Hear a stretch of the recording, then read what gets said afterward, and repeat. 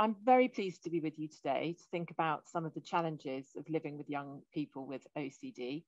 Some of you will have heard Blake Stobie talking this morning, who's a colleague from our adult services at the Maudsley Hospital. And I'm here this afternoon with two of my colleagues from the Service for Children and Young People. We're a national specialist service. We work with children and young people with OCD, BDD, and other related disorders. And my colleagues, Ghazal and Georgina, will be talking after me on different issues. So Ghazal's going to be talking about transitions to adult services, and Georgina about how to get the best out of therapy, including remote therapy. My talk is on managing challenging behaviour in OCD. So my plan for this talk is to think a bit about what is challenging behaviour in OCD. So what are we talking about? And then to move on to thinking about breaking that down into understanding the behaviour a bit, trying to manage the behaviour, and importantly, what to do in a crisis. And then just towards the end of the talk, I've just done a couple of slides on a couple of issues that I think are sort of relevant and quite important to think about. One is on what to do if a young person is refusing treatment. And then finally, a slide just to think about support for family members. So just to start with, what sort of thing are we talking about when we talk about challenging behaviour? It's pretty obvious, really, but just to kind of bring our minds to it. So we're talking about things like shouting and swearing, maybe possibly aggression, hitting out, pulling at people, refusing to do things, and possibly breaking things, damaging things, and perhaps also things like absconding or running away. So these are things that can be really, really difficult to manage in the home. And I think the point is really that being a parent or a family member of someone with OCD can be extremely challenging for a range of reasons, as many of you will know. For instance, being pulled into doing rituals with the young person, perhaps for hours on end, it can be so wearing and exhausting. And if nothing else, just witnessing their struggle and perhaps the deterioration in their functioning and them not going to school or seeing their friends, that in itself can also be very, bring down your mood and have an impact on how you're getting on. But also, if you're in addition to that, you're having to cope with, perhaps on a daily basis, this kind of challenging behaviour, then, you know, for some, I think this must be the hardest part. And especially perhaps when it's really out of character for your child. We so often hear parents saying that, you know, they never used to be like this, and this is something that's just emerged from the OCD, and it can be just so distressing to see your child behaving in a way that you just don't think is you know, within their normal personality. And it's very likely if these kinds of behaviours are taking place in your home that it's impacting not just you as a parent, but also other family members. So it's really important for us to be thinking about this today. I think that one of the themes of the conference today is about the OCD community.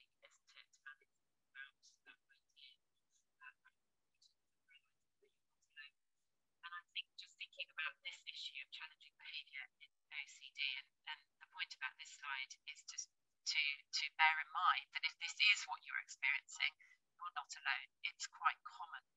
And Georgina Krebs, a colleague with me today, did this study back in 2012 looking into these temper outbursts, this kind of behaviour in OCD, and found that it is very common. Approximately a third of young people with OCD will have this sort of behaviour, will have these temper outbursts. And so it's common, so it's important for us to be thinking about it. And it makes sense in the context of OCD. Of course it does. You know, OCD, as we all know, is incredibly stressful. It's driven by anxiety. It makes people really frustrated. So it's really not that surprising that a lot of young people will respond in this way by becoming quite aggressive and seemingly quite out of control. But I think what's important at the start of this talk is just to say, to sort of take hope from this research, that children and young people who are having these kind of outbursts do just as well as those who aren't in treatment. And also that once the treatment is underway, and if the treatment is going well, then in time that behaviour will dissipate as the treatment continues. So let's just start by thinking a bit about understanding of the behaviour that we're talking about. So I think one of the real challenging things about this challenging behaviour in OCD is actually sort of disentangling it from other things. So the first question to think about, I suppose, is whether the behaviour is driven by OCD-related anxiety. And as I said, it's quite likely that behaviour that we're describing can very much be coming from a place of OCD-related anxiety. However, what we also know is, obviously, when you're working with children and young people, you're often talking about children and young people who are in that period of teenage development where this sort of behaviour isn't unusual either. So that can be a really tricky one to kind of tease apart. Is this behaviour to do with teenage behaviour, or is it actually being driven by their OCD? And then, of course, there's that difficult issue of where a young person might actually be using OCD as a bit of an excuse for some behaviour. And that can be challenging for parents. And that would be, again, a perfectly normal thing for a teenager to do, to kind of attribute something they're doing to something else, blaming something else for what's going on. So, this is where we can see it starts to get really kind of tricky to really tease apart what's going on and why it's going on. But I think that what I'm going to go on to say really is try not to spend too much time worrying about the actual cause, what's at the root of this. You could spend a lot of time really trying to kind of unpick that and untangle that. And actually that isn't necessarily the most helpful thing that we could be spending time doing today.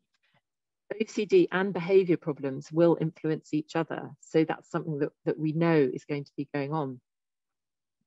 And when an incident kicks off, there may be a number of factors that have set it off.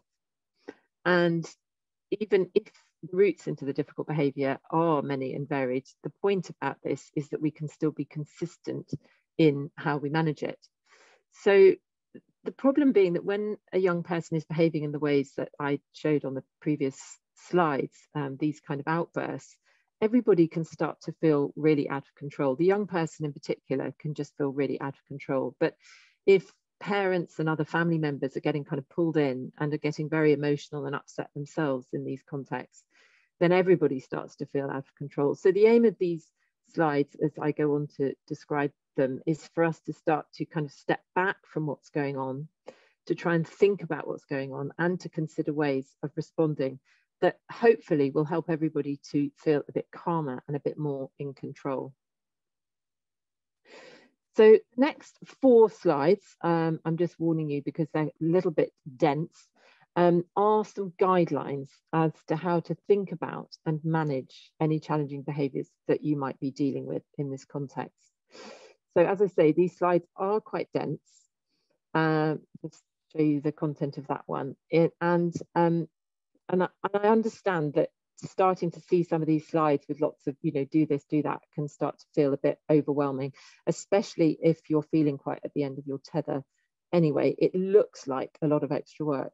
But I think the point is that the benefit you might gain from being able to just think through things in this quite systematic way, I think will outweigh the effort that you're going to be putting into it. Because if you are able to kind of calm these situations down, you'll probably find that life gets a lot easier all round. So these on this slide are very, well, on all the 4 slides that I've got coming up, are really quite simple principles that can be applied to any behaviour change. They may even be very familiar to you if you've ever read books on parenting or attended parenting sessions. These are basic behavioural guidelines for changing behaviours. And I suppose the point is that what we're saying is that even if you're dealing with this behaviour in the context of having a young person who is unwell with OCD, that you can still apply these sensible behavioural strategies, and they can be very effective and really help to kind of calm down situations that you're encountering at home. So this slide is a fairly straightforward way of thinking about any behaviour. You start in a calm moment, so you take yourself away from any behaviours that are going on. You don't try and do this in the moment. And you just sit down, perhaps with a pen and paper or a screen, whatever's your preference, and you start to kind of map out for yourself, perhaps do it with your partner or with somebody else who's observed these behaviours, and just try to map out a little bit about what you think might be going on. So start with, typically, when does this behavior happen? Is it at certain times of the day? Is it when the young person's tired? Is it before an event that's coming up that might be stressful, like school? What are the things that come before these behaviors? And then think about what is the behavior and sort of document that for yourself. So what's happening? Is this person shouting or breaking things or hitting or hurting themselves? And who is doing what? So what happens in that moment? So the young person might behave in a certain way, but what's everybody else doing in that moment when the young person's behaving in that way? And include all the family members. Do some people walk out? Do some people stay in the room and engage? Who's doing what in that moment? And then try to think about what happens after these events. So think about what's the immediate kind of result, what takes place. It might be immediate or it might even be a few hours later, but what's happening after these outbursts? And could there be things that are happening that are actually inadvertently reinforcing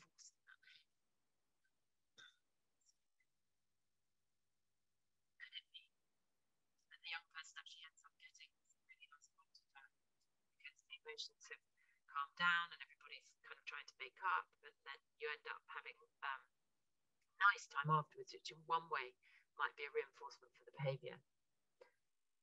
And it's really important when you're trying to kind of map out what's going on. You might not find that very easy initially. You might need to actually keep a bit of a diary of it over the next few days or over a few weeks, just to kind of plot those ABCs. Is perhaps sort of keep a note and chart the frequency and the length of time the behavior is taking.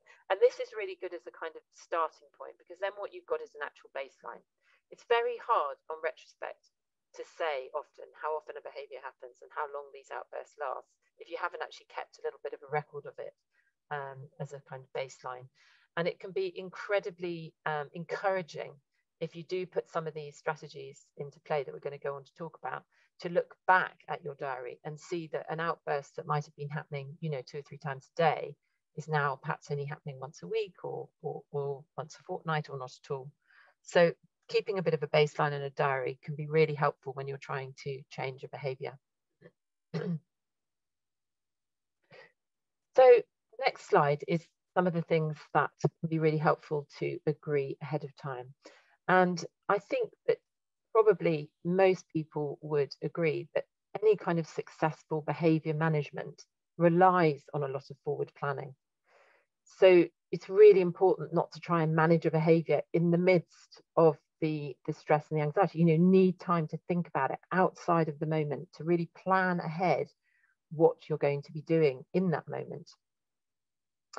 And ideally, as much of this as possible on this slide would be done in collaboration with the young person themselves, and certainly with other family members.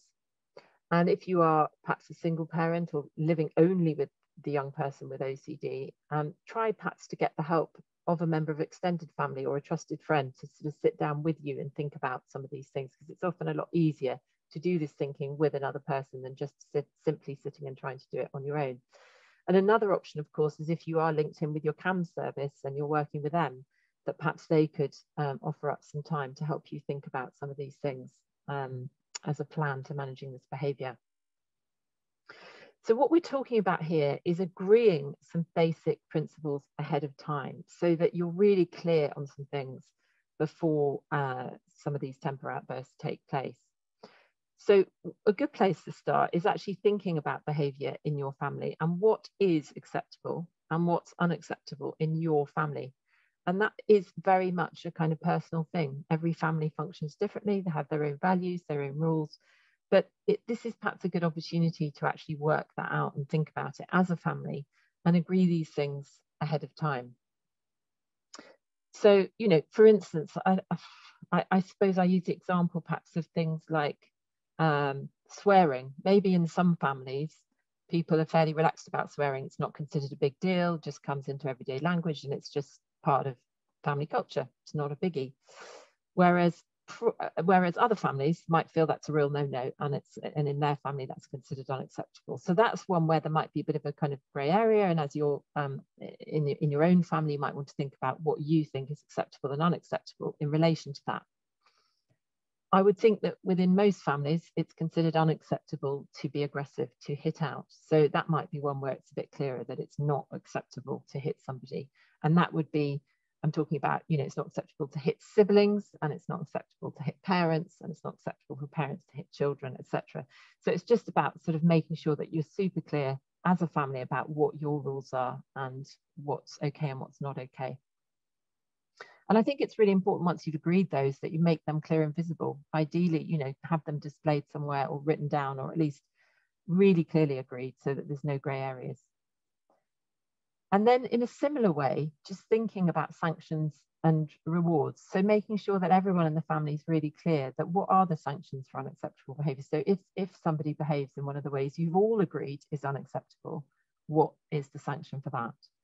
And as far as possible, make that equal for all children in the family, so that everybody has that same sanction for an unacceptable behaviour. So not just the young people in the family who don't have OCD. It's really important that everybody in the family, whether you've got OCD or not, has the same sanction for any of the unacceptable behaviours.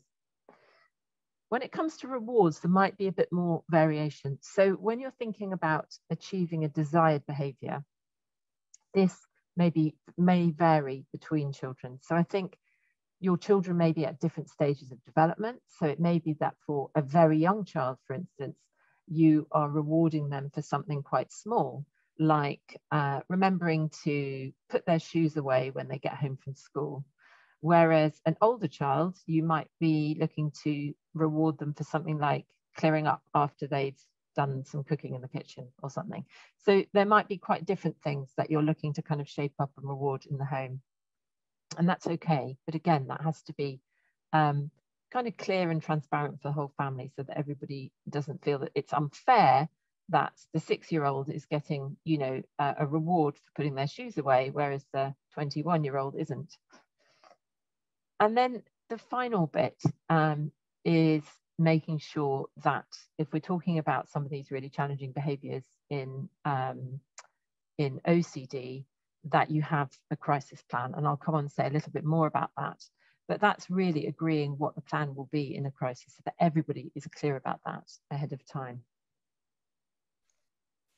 Thanks, Chloe. I've actually already got a question in from someone in the audience. A lot of, I think, what you've said there is kind of about putting some plans in place. And the question that we've had in is, how can you put a plan in place with a 20-year-old who feels like they know it all? Yes, I mean, I guess I should perhaps just, you know, make a little bit of a disclaimer here that we're a child and adolescent service, so we work with young people up to the age of 18. So I appreciate that what I'm saying is not really targeted at managing behaviour in adults. So that is, you know, I appreciate a really tricky issue with a 20-year-old. However, it's not way different with a young person, perhaps at the age of 20. So I'm not going to sort of dodge that altogether.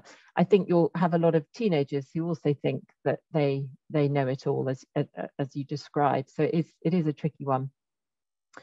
I think that perhaps the issue to pick up on is, I mean, it's very difficult. I can't comment on the individual case, obviously, but it's about something about trying to get that young person to think with you about something that they would like to achieve in terms of this behaviour. So I don't know, and as I say, I can't comment on an individual situation, but if that young person is displaying some of the behaviours that I described earlier and having major aggressive outbursts, then I would perhaps imagine that they are not very happy about having those outbursts, and that there might be a way in to at least agree that these outbursts are very detrimental to the family, and that they're really difficult for everyone.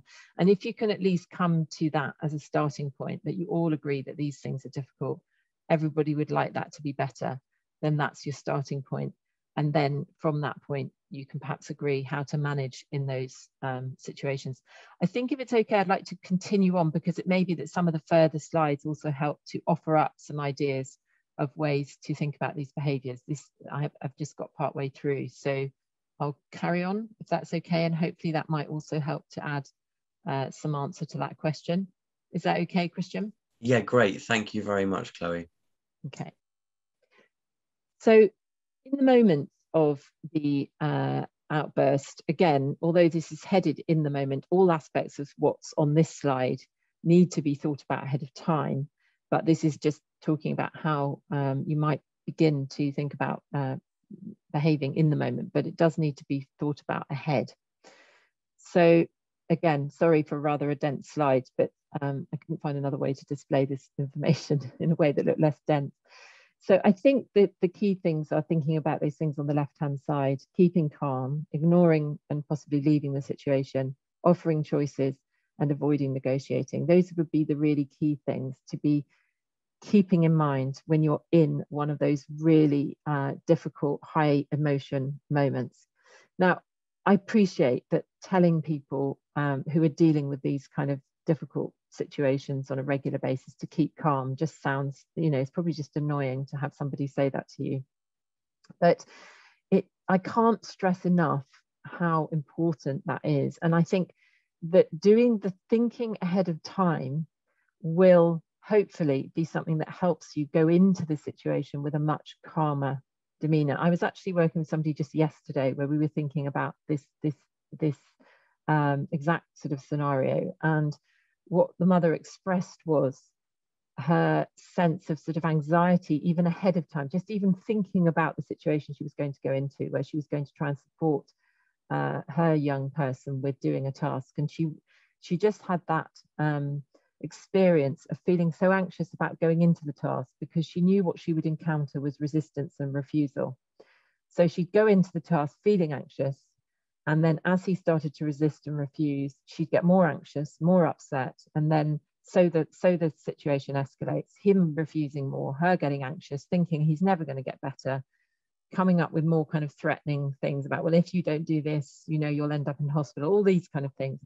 So just even sort of talking to her yesterday about the idea of having a plan before you go into a situation just helps you to go in feeling like, now I know what I'm going to do if I encounter the resistance. And if you go into a situation with a sense of I've got a plan, it does help you. I think we'd probably all agree, it does help you to feel at least somewhat calmer. And then that will help you not to escalate in your emotions. And therefore the situation hopefully will be managed a bit better. So like I said there, it's easier to do when you know you have a plan. And another really important thing is enlisting the support of other adults if you're not able to stay calm. So if you're in a situation and you feel that your emotions are rising and you kind of just, for whatever reason that day, your resistance is low, or you know, you've not slept well the night before and you're just feeling really vulnerable and you're not able to stay calm, then maybe having a kind of agreement beforehand with another adult in the house that if you're not managing, that you do a kind of tag team and they step in and support the situation. That's one option.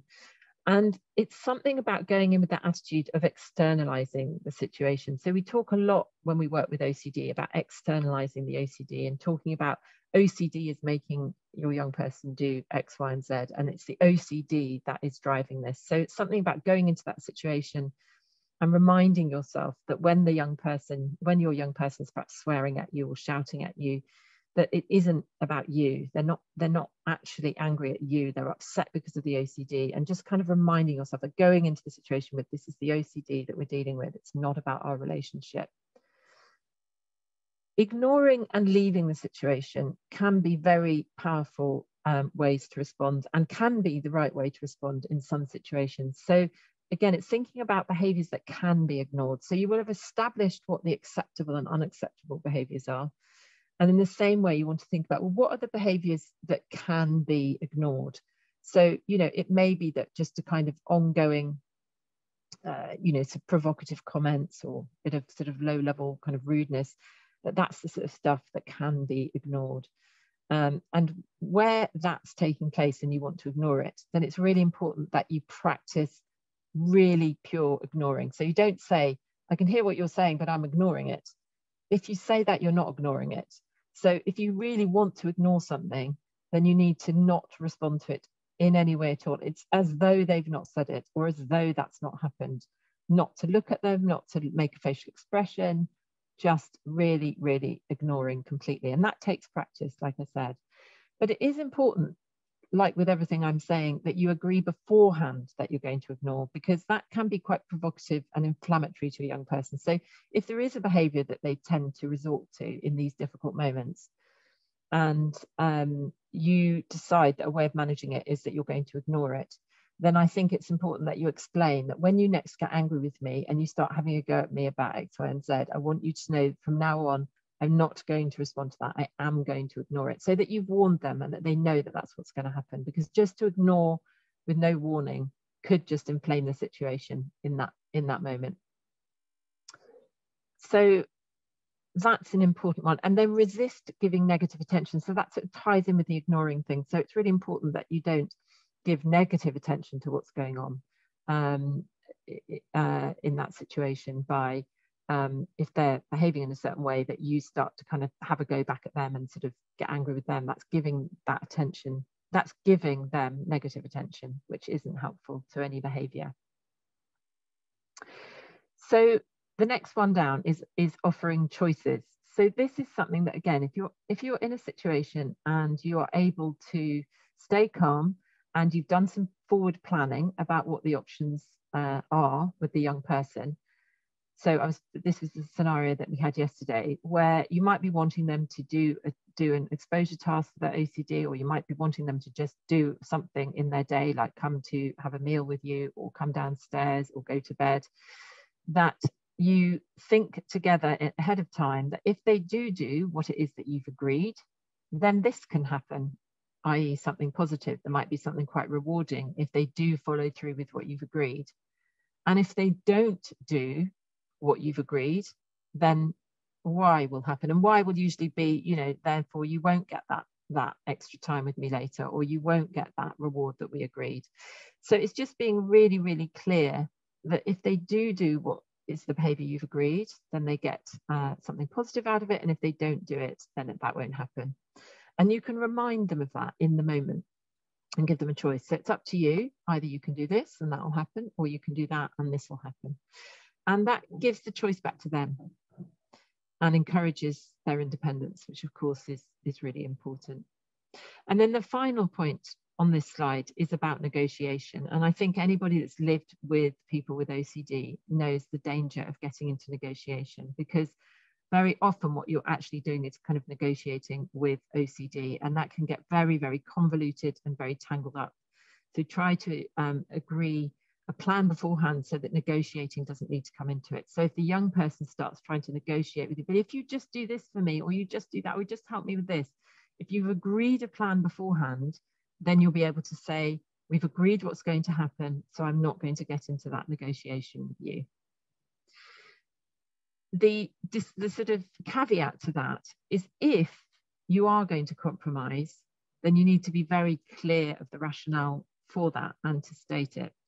So there are occasions, and we will all know of those occasions, where you need the young person to do something quickly. You might need them to get out of the house, to get to school. There might be a situation where, let's say you've got to get to a hospital appointment, or they've got to get to an exam, or something really, really kind of pressing and urgent and important, where OCD, the young person might be more stressed and anxious than usual, and they might ask you to help them with something. They might pull you back into a ritual that you haven't been doing recently. They might get very angry and upset that you're not helping them. Now, in a situation like that, if you decide, well, I am actually just going to step in and help on this one occasion because the cost of me not helping is too great, then I think that's not unreasonable. But I think what's really important is that you explain that transparently to the young person. Say, well, look, I will help you on this occasion to put your shoes on or wash something for you, because we need to get you out of the house to get to this exam.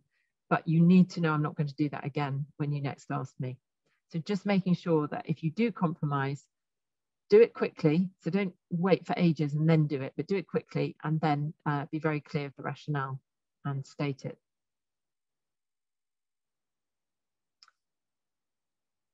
And then the fourth of these slides is the final one, which is about crisis planning. And this is a plan that needs to be thought about if your child or young person is struggling to keep themselves and others safe. So this would be a situation perhaps when their behaviour escalates into violence towards others, possibly self-harm, possibly damage to property, maybe running away, if that's a dangerous situation for them to be in. And as hard as it is, it's far better to face up to this and have an agreed plan in place than in the midst of high emotions kind of come to something in a really unplanned way, because that can just feel so much harder for everybody that's involved.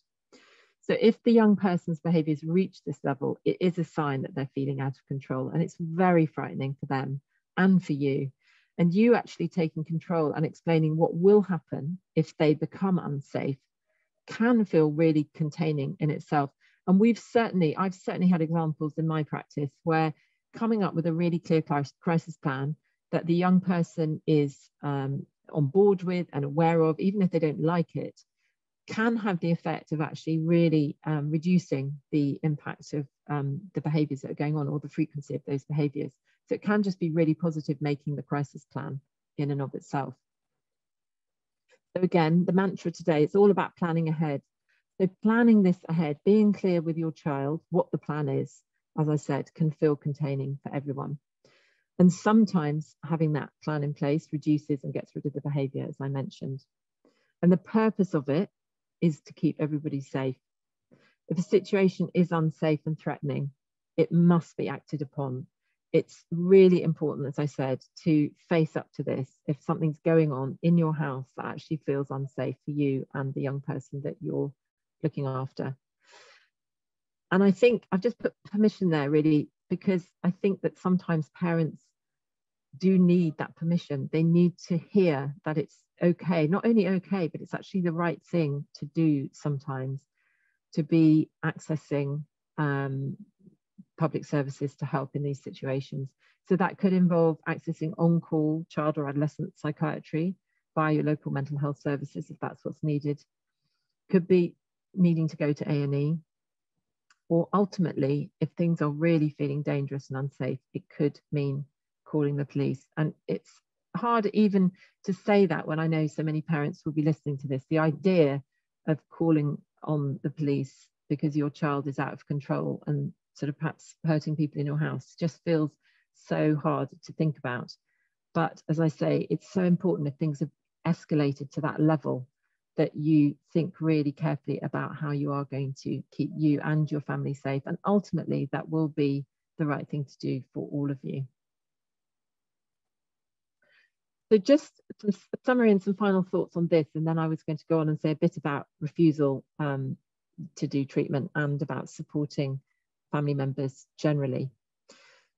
So just to summarize and some final thoughts. So a reminder, unacceptable behaviour is unacceptable, whether it's driven by OCD or by anything else. And that's just a really important starting point. Don't let OCD get in the way of just sensible parenting. And remember that if you've got other children in the house, all the sort of sensible parenting that you're using with them can be applied to the young person with OCD. Plan ahead so that everybody knows what to expect. I think I've made that point quite clear, quite repeatedly through these slides. Planning ahead is so important. If behaviour is unsafe, then have an agreed crisis plan in place. As hard as it is, that will feel better to know that you've got a plan.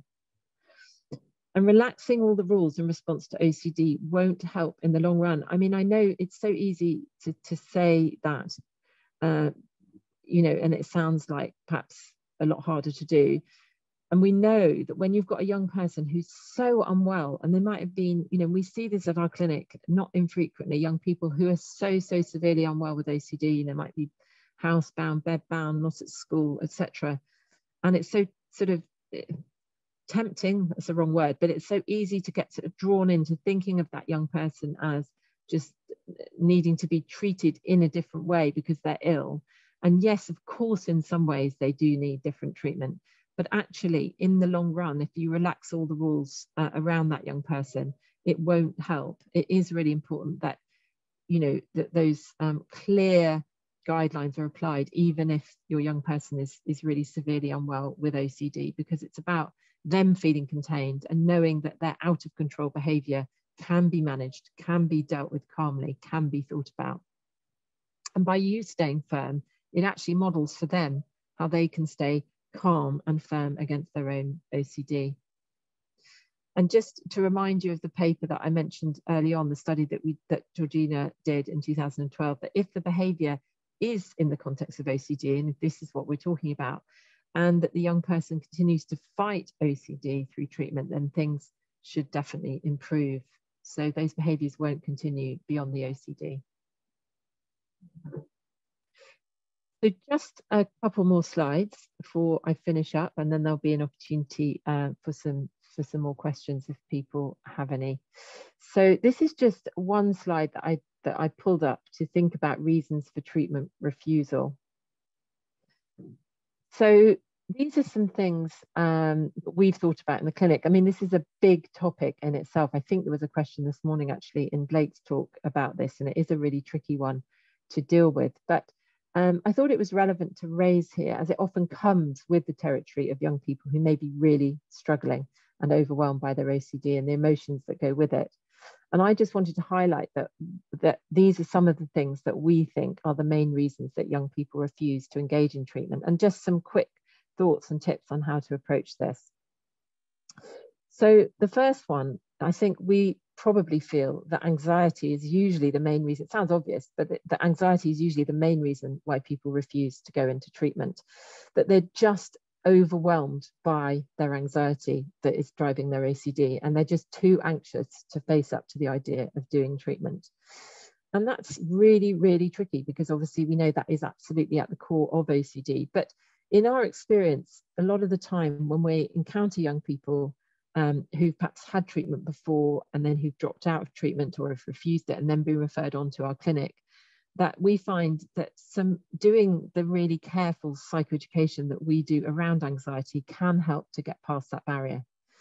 We do at least 2 to 3 sessions at the beginning, just talking about anxiety and how it works, and helping the young person to understand anxiety, to understand that it's normal, to understand what all those symptoms are in their body, and then to understand how anxiety works in OCD. And with all of that really good grounding in psychoeducation, very often we can overcome that particular thing that's getting in the way of them refusing treatment. When we work with children and young people on the autistic spectrum, we actually do 6 full sessions of psychoeducation before we start treatment, because we are so aware of how important it is to work with somebody to get them to understand anxiety before you begin to get them to embark on what is a very challenging treatment. The other thing could be just making it more graded. So it could be that their experience of working in doing treatment for OCD has been that they've kind of gone in with much too challenging tasks very early on. And again, I can just draw an example just from last week of a young boy that I met with who was on the autistic spectrum, and he'd been working with his local CAM service, and unfortunately had just not had the psychoeducation that he needed, and the parents had been told to stop doing all of the reassurance and the accommodation of OCD that they were doing. And obviously they were just doing what they thought was the right thing to do, but what that did for this young person was just he lost trust then in his parents and in the CAM service, because he was completely overwhelmed then by anxiety. So the psychoeducation and doing things in a graded way is so crucial to getting people on board with doing that treatment. And sometimes the final bit of thinking about anxiety, sometimes we do work with children and young people where we've been doing the anxiety exposure response prevention approach, which is based on the sort of habituation to anxiety model. And for whatever reason, they just don't experience that habituation to anxiety. So they don't get used to it. They just remain really, really anxious. And that can be really tricky then, because they're saying, but you told me the anxiety would come down. And sometimes we do encounter young people where the anxiety just doesn't come down as easily. And sometimes that's because they are just holding on so strongly to the belief in the fear that they have, that they're just not able to experience that habituation. And that's why sometimes we would step away from the ERP for a bit and start to chip away at the strength of their beliefs in the feared outcome by using some more sort of cognitive approaches, by starting to kind of look at those beliefs and think about challenging them a little bit and looking at theory A, theory B type model, and then go back to the exposure and response prevention once we've chipped away and helped them to not have 100% belief in the feared outcome. So anxiety is a big one and something to be thought about if that's what is causing the treatment refusal. Another, probably the second thing that we find is gets in the way of people being able to engage in treatment is if they have other diagnoses. So for instance, if a young person is really depressed and they have a kind of comorbid depression, it may be that that's what needs treating first in order for them to feel well enough, robust enough to do this treatment. And then another example would be something like if they have an eating disorder and perhaps are very low weight, this can affect the ability to engage in and make use of CBT. So those are just examples of two other disorders that might be running alongside OCD and might make it very hard for them to engage in OCD treatment. Another very common comorbidity with OCD is autism spectrum disorder. About a third of the young people in our clinic will come to us with that comorbidity. And with that can very often come a lack of insight into their OCD. So this would be where the young person just cannot understand why other people aren't all worrying the same way that they're worrying or doing all the things that they're doing. And they very often also might lack the insight into the impact that their OCD is having, not just on themselves, but also on people around them. And that lack of insight can make it incredibly hard to engage them in the idea that they do need to do some treatment and the benefits of that treatment. In those situations, sometimes we decide with the young person that they will work better with what we sort of loosely call a functional gains approach. So if they're adamant they are not going to do treatment for OCD, and they certainly don't want to be doing exposure and response prevention, and they can't see the point in it, then you might come at it in a slightly different way and establish whether that young person does have some functional goals, like they would actually quite like to get back to school, or they would like to be able to engage in one of their special interests or their hobbies. And then you'd come in at that angle, okay, let's put aside this idea of treatment for OCD and let's just think about what you want to get back in terms of your functioning. And then you'd work with that in a more kind of behavioural way. Now, inadvertently, you'll find that through that approach, they will actually be having to do things that make them feel perhaps uncomfortable and anxious. So in one way, they are doing work that looks a little bit like exposure, but you're just not focusing on that idea of them doing work that's going to make them anxious and bring the anxiety down. It's more about just helping them to see that they can improve their functioning. It has to be made very clear to them, and the family have to understand that this is not an approach that will get them better from OCD, and that if they want to really get better from OCD, they do need to do the evidence-based treatment for that. But certainly we've seen young people that have worked with the functional gains approach and have achieved things like getting back to school or being able to engage in other activities again, which can just have a really big and positive impact on their sort of quality of life and on that of the family. But you may find that you're actually working around OCD to get some of those things achieved. And another thing that can be done where a young person is really lacking in insight and doesn't want to engage is work through parents to reduce their accommodation of the OCD. Now, this has to be done in a really thoughtful and sensitive way.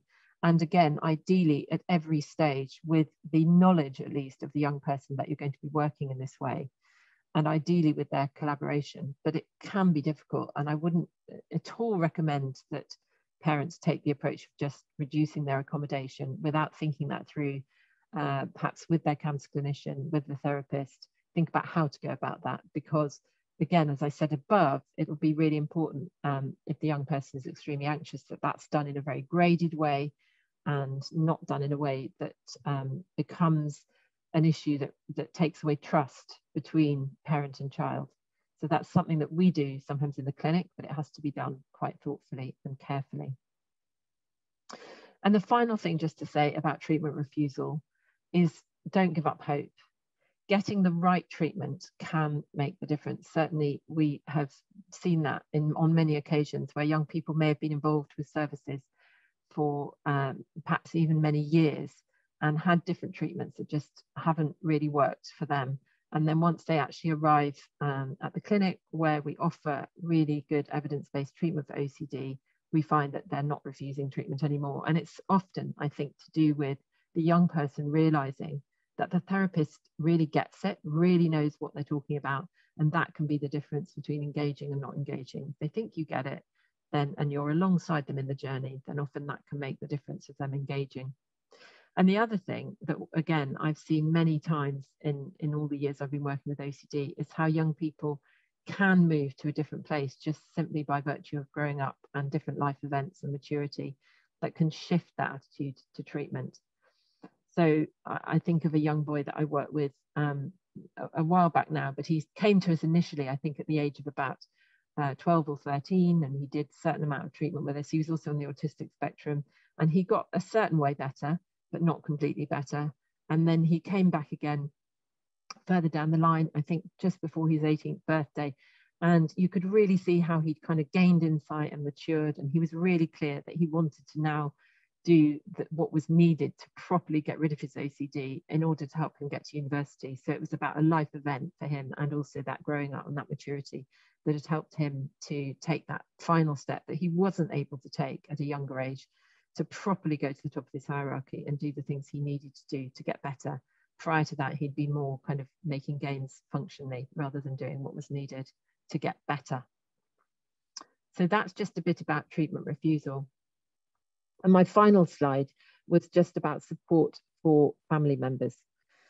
So I think some of you will have heard the talk by Blake earlier, and I really liked his analogy and the image he used of putting on your own oxygen mask before assisting your child with theirs. And, you know, that's such a great analogy to remember when you are living with a young person with really severe OCD. It's so, so important to think about what support you and family members also need. So siblings may need their own support. I've just popped that up at the top there because I think often siblings do have a really tough time living in a house with somebody with severe OCD. And it's just, this isn't to put more pressure on parents, but just something to bear in mind that they can find it very hard to live with a brother or sister with OCD. They can feel very anxious about that sibling because they might be really worried about them. They can also feel very angry that all the attention is going to that young person. We actually did a small project talking to siblings. One of my colleagues did this recently. And actually what they find most helpful was to be included in a treatment session, or at least to find out about their siblings' OCD so they understand what's going on. I think very often siblings get a bit sidelined and forgotten about, and then they can just be very confused and not know what's happening. So it's something about helping them to know what's going on, including them in the process.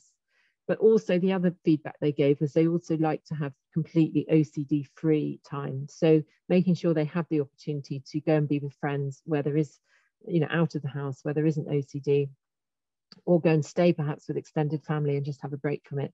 So those are two sort of tips for thinking about siblings. I think families taking part in treatment, as I said, siblings as well, is really important and can help people to feel more in control. And if that's possible, that's really can be really helpful for people to feel more involved and just help with feeling supported. I think when you're out of the treatment, you don't know what's going on for the young person, that can feel really difficult.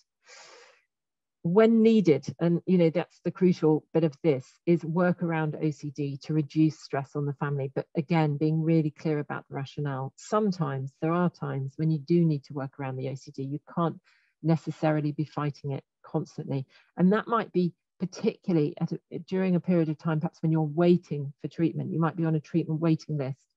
You can't spend sort of several months fighting the OCD without the support that you need to do that. So it might be in that period of time that you actually need to be working around the OCD to manage life as best as possible until you get the support you need to do the treatment. Try to get time for yourself. So easy to say, so easy to say and so hard to do, but absolutely crucial, because as parents, family members of people with severe OCD, you're going to be really exhausted if you're helping with rituals or you're supporting a young person in treatment. And it's so important that you factor in some time outside of the house, outside of the OCD for yourself. And that might involve just going for a walk, having a coffee with a friend, you know, obvious things like that. Or it may be that you actually need to go a bit further and set up your own individual support or therapy for yourself. But if you don't look after yourself, you're just not going to be in a position to support the young person that you're looking after.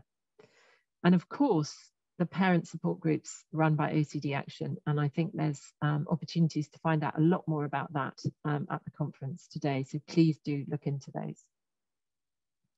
And that's all from this talk, and do by all means contact us at the clinic. That is our clinic email address that you can contact us on if you're interested in thinking about how to get a referral to us, etc. And any inquiry can come through that email. Thank you very much. Thank you very much, Chloe. We have got 2 questions that have come in.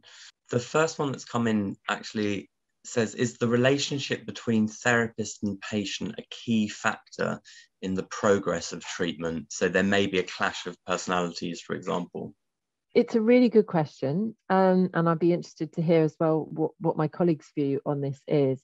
I think my starting point would be that we know that there's a very good evidence-based treatment for OCD, which is cognitive behavior therapy plus or minus SSRI medication. And the treatment that we do at the clinic is, we've worked on for many, many years, is a protocolized, manualized treatment.